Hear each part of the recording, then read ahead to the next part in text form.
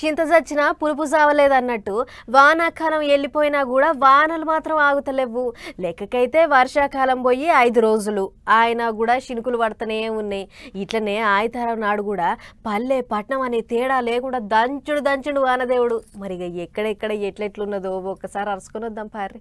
పోయింది అని అనుకున్న వానలు మళ్ళా మోకందుకున్నాయి. వికారాబాద్ జిల్లాలో రాత్రి సంధి దంచి కొడితే తాండూరు దిక్కున్న కాగ్నా నది రువ్వడి పెరిగింది. దీంతోని కోకట్, రుద్రారం, కొత్తలాపూర్ దిక్కు వాగులు దుంకుతున్నాయి. అటు దధూర్ మండలంలా జోపుడు జోప్తే నాగసమందర్, కోట్పల్లి నడుమ రాకపోకలకు శాన తిప్పలైంది. ఇక వికారాబాద్ రూరల్ మండలం గొట్టిముక్కుల, ద్యాచారం ఇంకా నాగారం ఊర్ల పొంటి వాగులు ఒడ్డూసి పారుతున్నాయి. ఇక ఇదిట్లుంటే కామారెడ్డి జిల్లా ఎల్లారెడ్డి వరద ప్రాంతంలో మాజీ మంత్రి హరీష్ సార్ తిరిగిండు.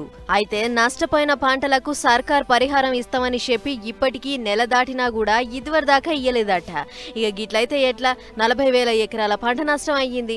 వెంటనే ఎకరానికి 25,000 లెక్కన కట్టియాలి అని డిమాండ్ చేసిండు సారు. ఎకరాన 10,000 రూపాయలు తక్షణమే ఆర్థిక సాయం అందిస్తామన్నావు. తక్షణమే అని చెప్పి వరదల్లో మునిగి 2 నెలలు అయింది కదా.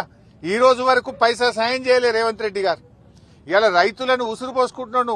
వరదలో ముంపుకు గురైనటువంటి రైతులకు ఎకరానికి తక్షణమే 25,000 రూపాయల ఆర్థిక సాయం అందించాలని ఇవాళ రాష్ట్ర ప్రభుత్వాన్ని మేము డిమాండ్ చేస్తా ఉన్నాం. అటు ఖమ్మం జిల్లా తర్లాడ మండలంలో ఇదే కథ. మల్లవరం అనే ఊళ్ళే బావుల కాడికి పోతానికి ఈ తొవ్వే దిక్కు. ఇక ఇట్లయితే కాదని ఒర్రెలకు దిగి ఇచ్చంత్రమైన నిరసన చేసిర్రు. మాకు బ్రిడ్జ్ చేసేదాకా మా ఊళ్ళే లోకల్ ఎన్నికలు పెట్టొద్దన్నట్లు రైతులంతా ఒకటయ్యిర్రు. ఇటు భద్రాద్రి కొత్తగూడెం జిల్లాల జూలూర్పాడు మండలంలా పిడుగులు పడి ఓ కింటోళ్లు 3కి మస్తు దెబ్బలు దాకినాయి. ఎలకలొడ్డు అడవిలా పనికి పోతే గింత పనైంది. ఇక దెబ్బలు దాకినోళ్లను దాఖానా కొంచబోతుంటే నడమల వాగు పారింది. దీంతోని ట్రాక్టర్ల వేసుకుని అతి కష్టం మీద వాగు దాటిచ్చి మొత్తానికి దాఖాన్ల షరీక చేసిర్రు. 3 బానే ఊర్రు. అటు ఏపీల పోలవరం బ్యాక్ వాటర్ జయంగా అల్లూరి జిల్లా చింతూరు రైతులు 400 ఎకరాల పంట నష్టపోతుర్రట. అందుకే మునిగిన పంటను చూపించుకుంటా ఎట్లనన్నా సర్కారే ఆదుకోవాలి అన్నట్లు అడగబట్టిర్రు. ఇక మన దగ్గర ఇట్లుంటే అటు మీది బాజు ఉన్న జమ్మూ కాశ్మీర్ల పడ్డ జోరు వానలకు జనం పడుతున్న అవస్థలు గివి. ఆటోను కట్టెలకు కట్టుకొని రాళ్లు రప్పలను చూడకుండా మోసుకుపోయిర్రు.